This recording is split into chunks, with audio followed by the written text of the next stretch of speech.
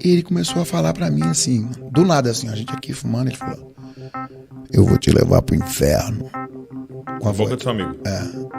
Aí eu tava tipo assim, a gente fumando, aí eu falei: o quê, mano? Ele falou: eu vou te levar pro inferno.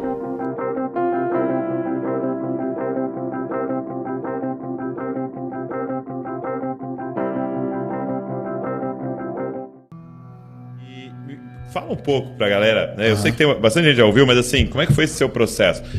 Porque você é filho de crente, Sim, né? sim. Como é que foi o processo de saída e como é que foi o seu encontro com Jesus? Cara, eu cresci na igreja, meu pai pastor, a gente... aquela vida de igreja, você sabe, você é filho de pastor, cresceu ali.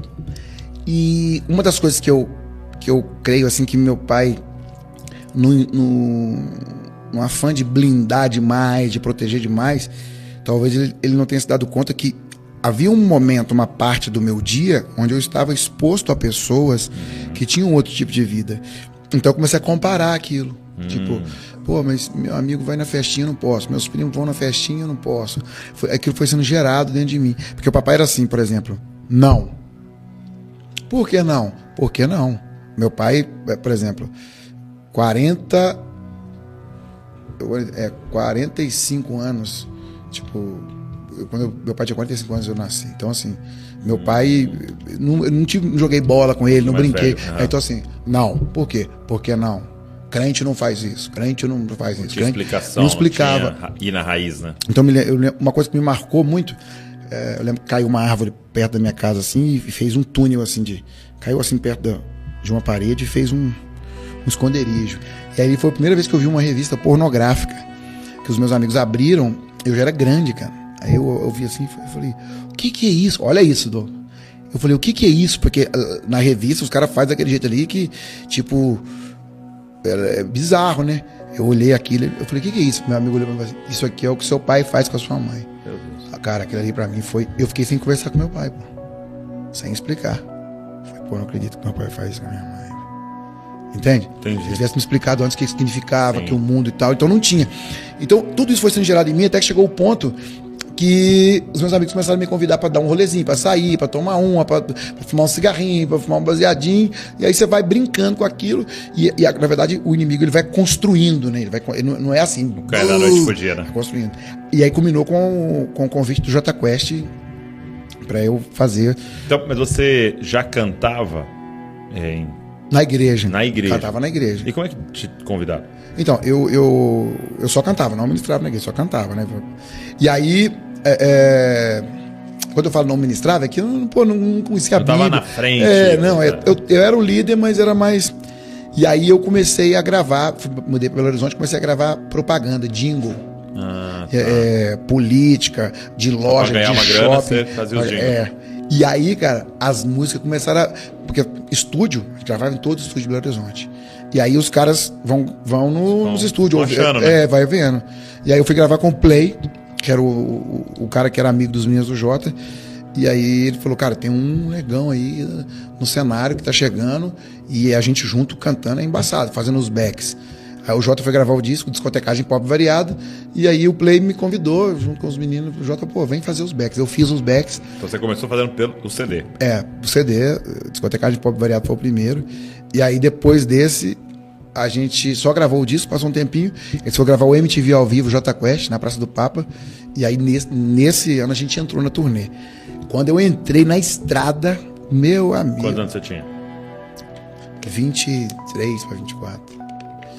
Cara, você imagina um menino que nunca viu mulher, nunca teve acesso a bebida daquele jeito, a droga, aquelas coisas. Eu nunca tinha visto aquelas coisas, cara. Nunca uma mulher tinha olhado pra mim assim, de lá de baixo e... Lindo! Eu falei: eu? Pô, você tá louco? E aí eu nunca tinha visto um decote de perto, assim, tipo, a gente era blindado, pô. Sim. Aí eu falei: nossa, cara, eu falei: Jesus, me larga. Eu vou enfiar. Mas eu entrei, eu sou muito intenso, né? Eu entrei, tipo, acelerando na parede. Pro mundo, assim, da noite pro dia, com força. E tudo que eu fiz no mundo era muito intenso, assim, muito visceral, assim, pesado. Eu vivi 7 anos no mundo. Foi 7 anos, foram 7 anos. 7 anos. Mas assim, cara, multiplica isso aí pela intensidade de virados, noites e dias, virados, drogas e tudo mais que você imaginar. Nessa loucura. E aí foi muito louco o jeito que eu voltei para Jesus. Isso, e como é que aconteceu isso? Eu tava porque chega num ponto, cara, que você começa a desafiar. Quem é louco que tá me assistindo aí sabe o que eu tô falando, que já foi ou é. Chega num ponto que você tem uma fama. Entendi. Tipo, o Rogério já chegou pra mim várias vezes. Me lembro um dia no hotel que ele falou: Negão, ei, uau, não é assim. Calma. É muito. Porque além da intensidade e energia, você soma isso à loucura. E aí, a gente foi lançar o disco novo em Curitiba. E a banda, acho que a banda ia pra cidade 2 ou 3 dias antes.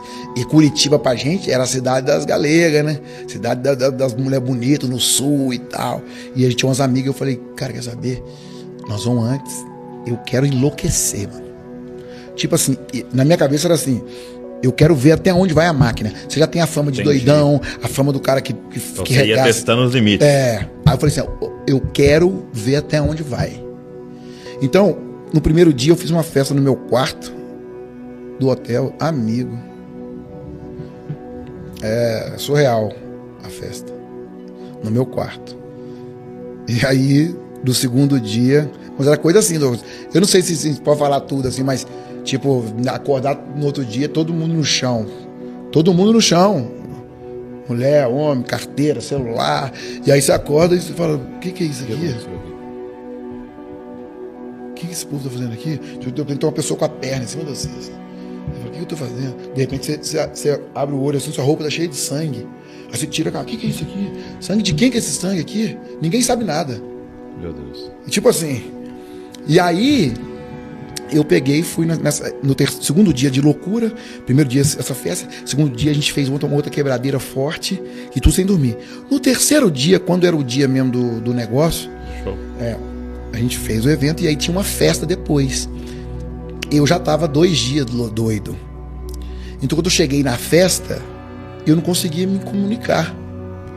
Tipo, com ninguém, não conseguia me relacionar. Eu não conseguia reconhecer os meus amigos e as minhas amigas. Não atrapalhava a sua performance cantando? Cara, não. É um negócio até que eu... Os caras falavam assim, mano, não sei como é que você consegue cantar e tá ali e tudo. Já várias cenas, né? De tipo cantar fora do microfone, e dar a volta, bater no microfone girar e tudo. Então, assim, mas eu conseguia fazer. De alguma maneira, parece que aquilo era tá dentro, né? Mas quando batia mesmo assim. Aí eu me lembro que eu tava nessa festa, cara, e eu não conseguia discernir, por exemplo, você vai chegar em alguém pra ficar e tal, e eu não conseguia saber se aquela pessoa era conhecida ou desconhecida, entendeu? E numa cena, estou contando aqui com um detalhe porque é importante. Numa dessas cenas, desse momento, quando eu acordei, eu estava dando um beijo numa menina que era namorada de um amigo meu. E o cara ela estava aqui, assim, olhando para mim, e ele estava de costas para ela, olhando para lá, tipo, foi cumprimentar alguém. Meu Deus. E aí quando eu vi aquilo, que eu olhei, ela falou, o que é isso? Eu falei, cara do céu. Em 1 segundo de lucidez, assim, eu chamei um amigo meu e falei, cara, me tira daqui, porque vai acontecer alguma coisa errada aqui. E o cara não viu, e aí ele me tirou de lá, nós fomos pro hotel. E eu tava morto, nossa, eu saí assim, igual um monstro. Cheguei no hotel, aí fui fumar um cigarro de maconha, porque eu precisava relaxar e eu não tinha jeito. Tava doido. Aí ele começou a falar pra mim assim, do nada assim, a gente aqui fumando, ele falou, eu vou te levar pro inferno. Com a boca do seu amigo. Aí eu tava tipo assim, a gente fumando, aí eu falei, que, mano? Ele falou, eu vou te levar pro inferno. Eu falei, o que você tá falando, mano? Aí ele começou, ele mudou a voz, ele falou assim, ó, você é o pior daqui. E eu ouvindo, eu falei, quem sabe ele tá fazendo uma resenha, alguma parada, e louco, né? Ele falou, porque as pessoas que estão aqui, elas não conhecem, elas não sabem do que tá acontecendo, e elas vivem como todo mundo. Você sabe o que tem que fazer, e você gosta disso. e por isso que eu vou te levar pro inferno, eu tenho... E começou a falar, cara, quando ele começou a falar, subiu um negócio dentro de mim assim, ó, uma coisa, e quando chegou aqui em cima, eu lembrei, enquanto ele tava falando, eu olhava na cara dele, ele tava diferente, eu comecei a lembrar de tudo que meu pai me falava quando eu era pequenininho. Tudo. Deus tem um propósito na sua vida, Deus tem um plano na sua vida, você é um adorador. Quando você tinha 12 anos, eu recebi uma palavra que você seria para as nações e abençoar a vida das pessoas, e você é um servo de Deus e tal. E aí, eu ouvindo aquilo que meu pai estava na minha cabeça, na hora que eu olhei para ele assim, eu já soltei nele. Eu falei assim, eu não vou pro inferno. Comecei a gritar no hotel, porque Jesus tem uma obra. Cara, eu estava muitos anos fora de negócio, eu corria de igreja, corria. Se eu visse uma pessoa que tivesse cara ou cheiro de crente, eu passava. E aí ele falou, eu falei, porque Jesus tem uma obra na minha vida, e eu sei que se eu entregar minha vida para Jesus, você não pode fazer nada comigo, e por isso que agora eu levanto as minhas mãos. Quando eu comecei a fazer isso, ele voltou e falou, o que você está fazendo? Eu falei, você está falando que eu vou pro inferno? Ele falou, eu não estou falando isso, calma. Eu falei, pô, você está falando e tal. Aí eu saí do quarto, bati a porta do quarto dele, fui pro meu quarto. Desse dia em diante, mano, quando eu falei, eu entrego minha vida para Jesus, Jesus tem um propósito na minha vida, eu entrei no meu quarto, o Espírito Santo falou assim, então você sabe, né? Então você se lembra, né? Você sabe que eu tenho um propósito na sua vida, né? Você sabe que eu te amo, você sabe que você foi escolhido, né? Tá aí dentro da sua cabeça, né? Você não esqueceu. Então, a partir de hoje, eu não vou te deixar em paz. Você se entregou para mim, você está condenado a obedecer o que você fez. Por que eu entreguei minha vida para Jesus? De medo, velho. Porque o cara, ele tinha um tom de voz e um olhar muito convicto do que ele estava fazendo. E o lance da condenação eterna tocou num lugar dentro de mim que eu falei, cara, eu tô nisso mesmo. E aí começou... Cara, eu não sei se foi o Espírito Santo nesse momento ou se a bomba do que ele falou despertou um gatilho. O Espírito Santo, lógico, que permite, mas o meu cérebro, cara, quando ele falou aquilo de mim, parece que a verdade do que Deus tinha para minha vida começou a se manifestar na minha mente, assim, as palavras do meu pai, as palavras da minha mãe, os cultos, quando eu fui batizado com o Espírito Santo, sabe? Uma mistura da glória de Deus com coisas que eu já sabia, cara, que eu não... E aí depois disso estragou minha liberdade. Eu ia pecar, a próxima vez que eu fui pecar, foi dolorido, sabe? Eu saí dali me sentindo um porco imundo. Aí eu fui pro quarto, falei, Senhor, eu queria pedir perdão, mas eu tô com medo de pedir perdão. E caí, aí eu pedia. E foi um processo. Até o dia que eu fui na livraria, comprei uma Bíblia. Quanto tempo você ficou? Nessa... Ali ainda na banda e tal? Uns 6 meses. Aí eu fui, comprei uma Bíblia, comprei uma garrafa de uísque, molhei uns baseadão assim, e falei, é o seguinte, então, se você me quer, eu vou ler esse livro aqui até o final.